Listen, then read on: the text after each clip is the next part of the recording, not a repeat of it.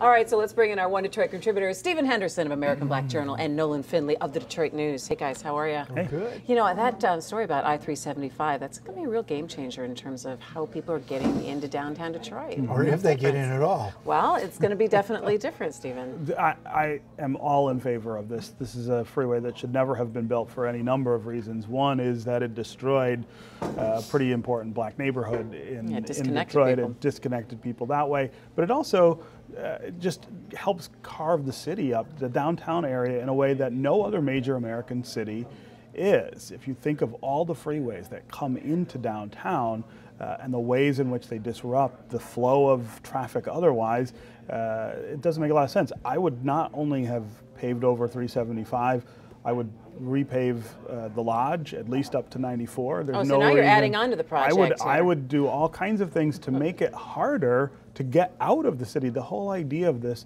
was getting people out of the city in the 50s and the 60s when they used federal money to not only destroy neighborhoods but make it easier for people to get to the suburbs. That's not what we're trying to do now. We don't need to hang on to those vestiges. Big picture, Nolan. Well, you've got to deal with today's reality, and the reality today is that we don't have mass transit to speak of. We don't have a train system like most other big cities. We got to move people in and out by car still. And if you cut off the avenues in and out of the city, you wonder about the congestion and how difficult you're going to make working in Detroit and getting back and forth to the city in and out of work. How much are people going to tolerate? Well, I mean, one of the reasons that I think we have a hard time selling people on the idea of mass transit is that we've made it so easy and so convenient for everybody to be in a car by themselves, which is terrible policy. I mean, it's convenient for people, but it's not a sustainable model either for the city or from a transportation do they have standpoint. alternatives if you take that away? You have to create so that. which do you do first? And you've seen a lot of changes in the cities with some of the boulevards and streetscapes that have been changing in some neighborhoods, and even looking at downtown, we were talking around the spirit of Detroit, how they've changed the way people are moving around down there. Yeah, I would close Woodward to car traffic below Grand Circus, where you've got the stadium district now, you've got the light rail going down there, you've got people in the streets now again,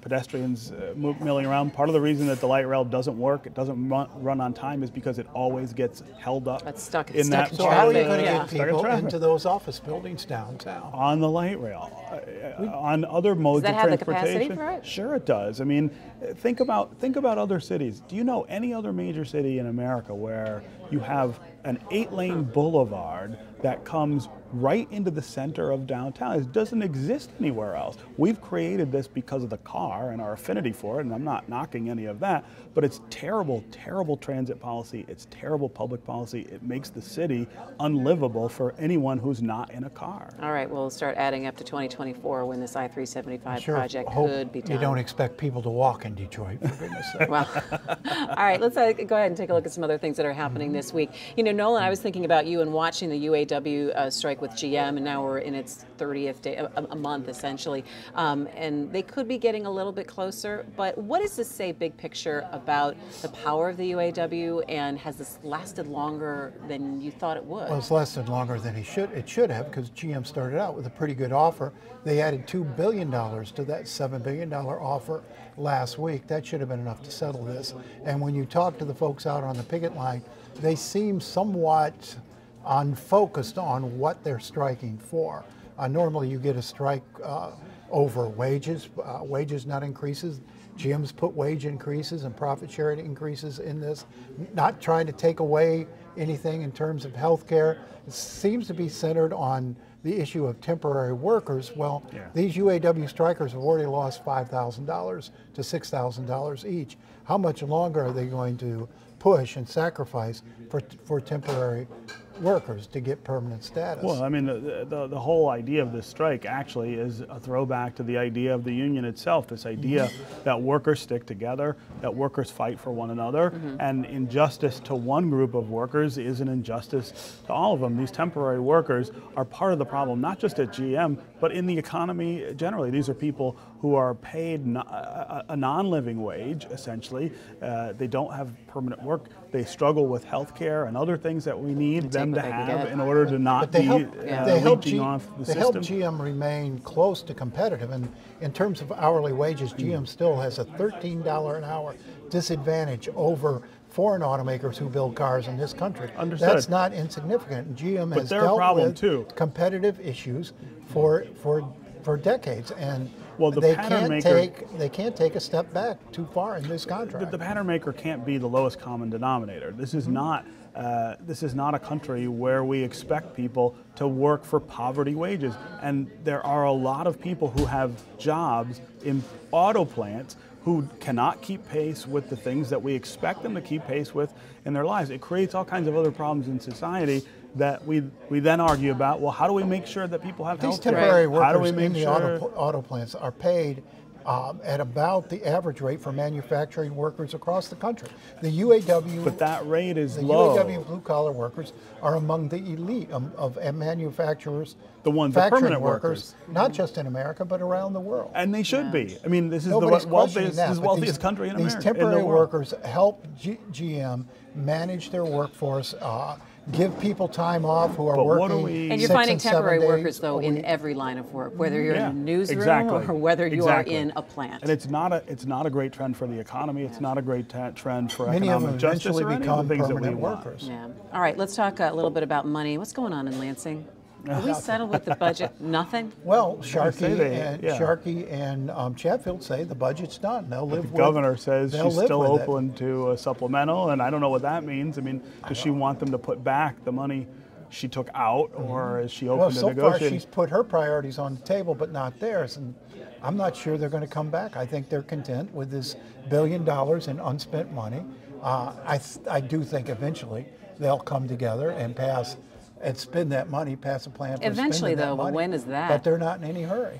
Well, I actually want to give the governor some credit here for showing more backbone than previous Democratic governors have shown when they had Republican legislatures, and saying, look, if you don't cooperate, if you don't bargain at the table in good faith, I'll punish you. And I think that's a lever that's got to be available to the governor, and she's using. And she working left better than just rolling over. She left the table a month early, 3 weeks early before the deadline. She's got no room to accuse anyone else of not coming to the table. We've had this argument. They were gone all summer. They weren't at the table. She left the table 3 weeks before the deadline, and then because they weren't making any progress. Then thought she would bring the Republicans back by vetoing things that are important to their constituencies, but also things that are important to a lot of folks in Michigan. Agreed. She heard a lot of the more vulnerable groups thinking that people would pressure lawmakers to come back. So far, that's backfired on her. It hasn't worked. It hasn't worked in the practical terms she wanted.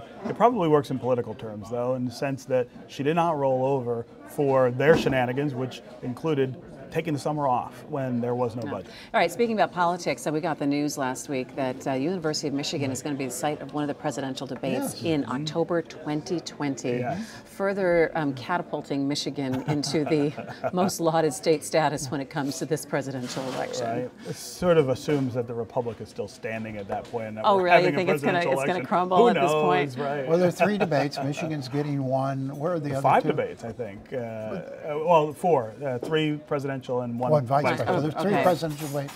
Michigan's getting one. There was one in Nashville at Belmont. There was one at I don't remember. But it's mostly in the center of the country. It's an interesting lineup. The coasts are being left out, and it does it does really signal where the battle will be this time. Pushing the squeeze there, right in the middle. It'll be in the middle of the country. Yeah. A couple minutes left. What are you guys looking forward to? What should we be looking for in the news coming up? Well, I mean, I am still blown away by this video of the president shooting a spoof video. A spoof video that was shooting put members together. of the national media and liberal groups. We're waiting as of Tuesday this week for him to say something about this video and distance himself from it. Well, he hasn't. He's busy on Twitter attacking other people. On day one, the White House put out a statement saying he condemns the video. Say he hadn't seen it. And he said he condemns it and hadn't seen it. So you can't say he hasn't condemned it. I mean, it's a despicable video, and whoever put it out, I mean, it's indicative of where we are as a country. I mean, you had two videos go viral yesterday, that one and the one of the young woman coming out of the Trump rally getting punched in the face. And it does speak to where we are in this country in terms of how we think we should practice our politics and what's okay and what's not okay. Yeah, and images continue to be powerful. What I get concerned about is if people start to doctor images and play with images and video as we move forward with this. They're absolutely going to do that. Yeah. And it's going to be done in the 2020 election in a far more sophisticated way than this ridiculously offensive, hackneyed video that was shown. You're going to see people on video saying things they never said. No. And you won't know whether what's true and what's not true. Yeah, it brings fake news to a whole different level, right? Yes, it does. All right. Thanks, guys. It's good to see you.